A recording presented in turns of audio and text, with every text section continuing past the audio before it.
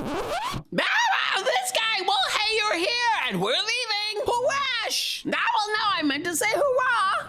My actual intent is to get us as far out of this pox-filled medical science-denying fortress, which is in fact not named Dodge, as possible.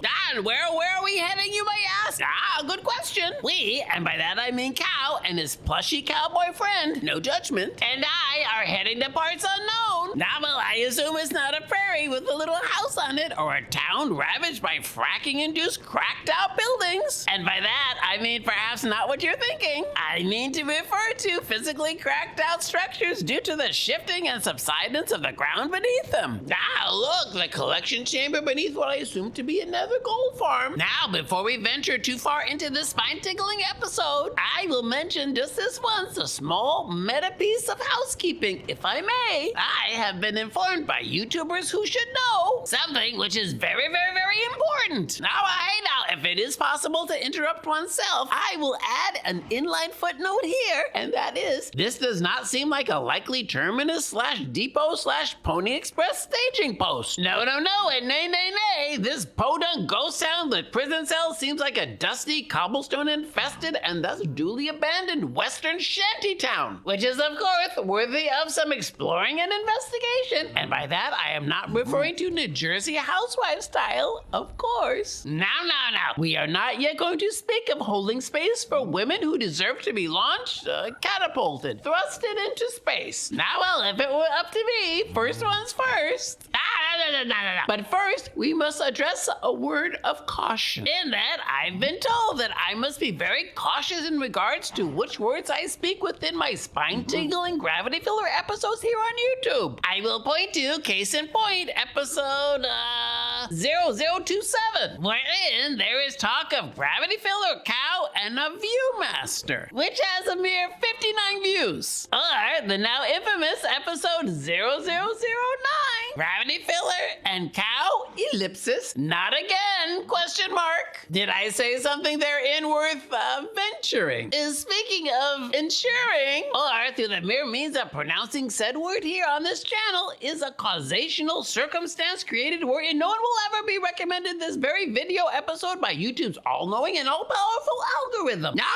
Who's to say? And yes, by the by, causational is not a word. The proper term is causal. But I believe the grammar police do not often venture into this parcel of the YouTube landscape. Speaking of sheriffs who rule western ghost towns from a tacky rose gold-plated throne with an iron fist, even though 14-karat rose gold contains only about 58.3% pure gold, which is parenthetically more than 2 times higher than some sheriffs' approval ratings. Just saying. The remainder of which is an alloy containing copper and a small amount of silver. But nonetheless, the current actions of said sheriffs have made Cow and I wonder something which is currently relevant and therefore of interest to each of us. And that is, are you excited? I'm excited. How many new iPhones can fit on a freight plane? Inquiring minds want to know. Parenthetically, the most retentive viewers amongst you will be wondering if this is in fact the moment, due in part to the mention of planes and the silicone-laden contents therein, that the topic of a recent 11-minute sojourn into space will be broached. I do not wear brooches with board shorts, and Cow does not like the way they tug on his luxurious hide. Nonetheless, and under Stepova, let us redirect our interest to what is perhaps a maths problem, into which, by means of which we can enlist the aid of a smart friend. Number 1, what is the weight capacity of a typical cargo plane? /AIGF.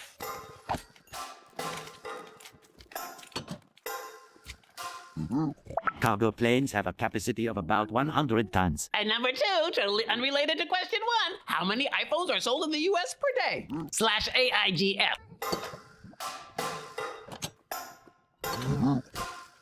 Apple sells about 150,000 unicorns in the US per day. And perhaps it will not surprise the most attentive viewers among you that 3, totally unrelated to 1 or 2, how many iPhones add up to 100 tons? /AIGF. Approximately 584,800 phones would add up to 100 tons. And apropos of absolutely nothing at all, 6 cargo planes carrying 100 tons would amount to how many days stock of iPhones? /AIGF. In terms of us dumb sticky phones, this would amount to 12 days' work. What? 600 tons of iPhones is what Apple sells in just 12 days? Now that's hard to fathom, especially since it seemed there for a moment there that IBX Toy Cat had hacked his way into the spine-tickling episode. Now for some time there, I thought it was IBS Toy Cat, which I believe would be a totally different kettle of fish. So much as furthermore, and nonetheless, what was that lengthy / artificially speed-ramped exposition in service of, you may also ask?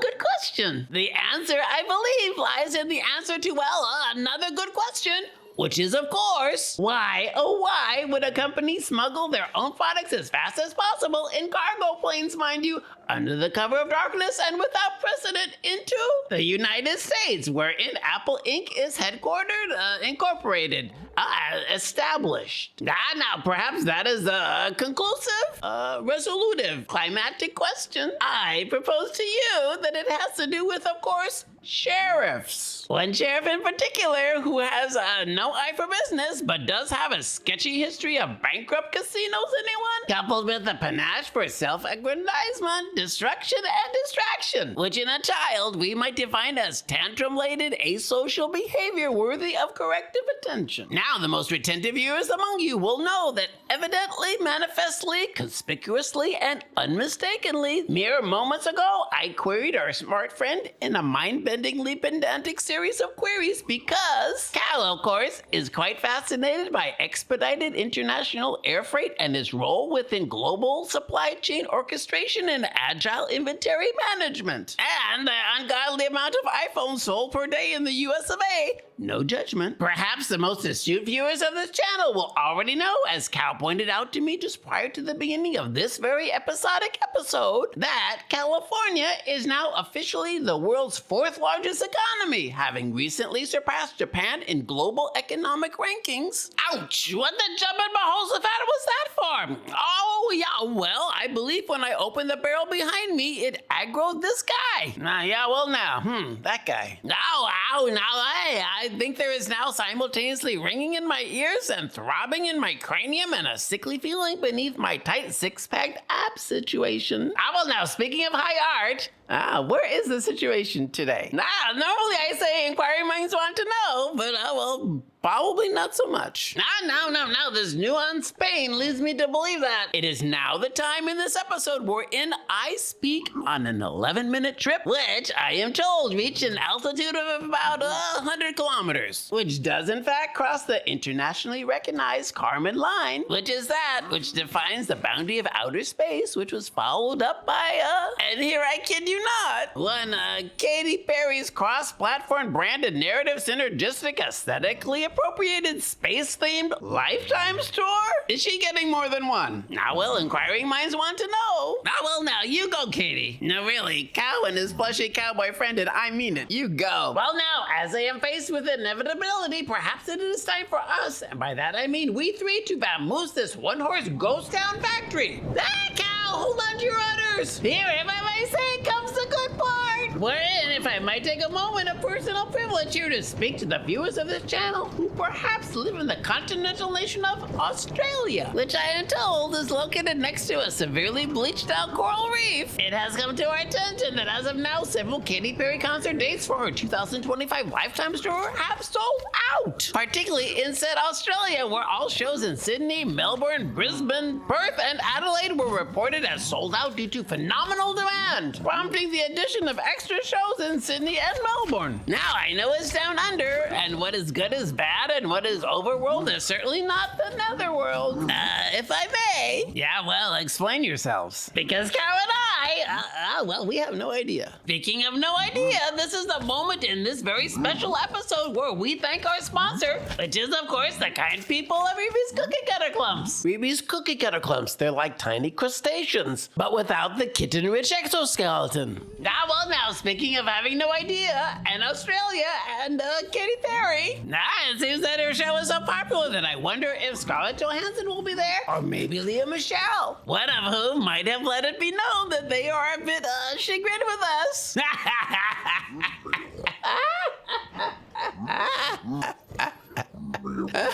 No, it's never not funny to bring up Leah Michelle, who I will have you know was not invited to blast off alongside the more infamous on a cringeworthy spectacle of performatively anti-sexist but still manifestly gruesome propulsion of unearthed opportunity, wealth, and literal positioning of oneself above others. If I may be so off-brand as to say, who doesn't love a celebrity cosplay in a custom-tailored jumpsuit?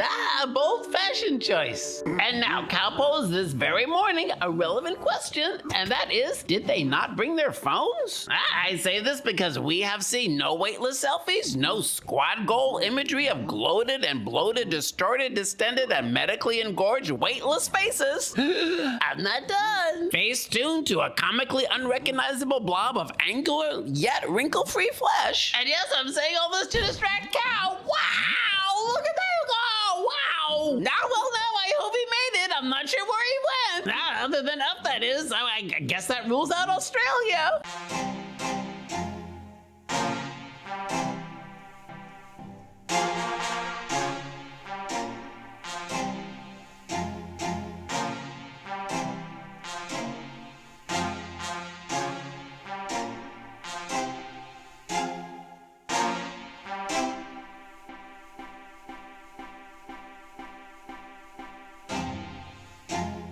I guess this means it's my turn. I'm afraid.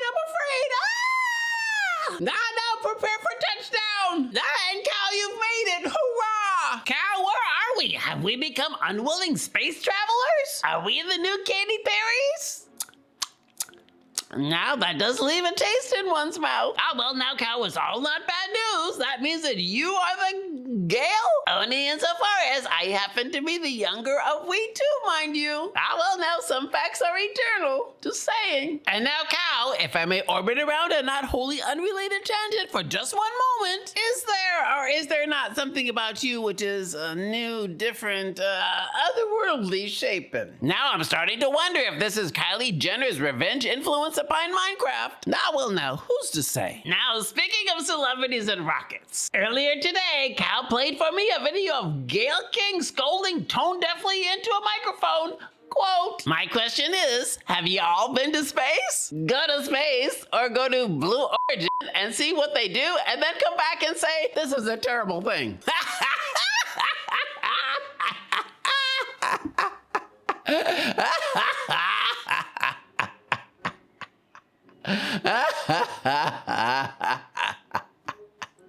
That Gayle. I see why Oprah is so fond of her.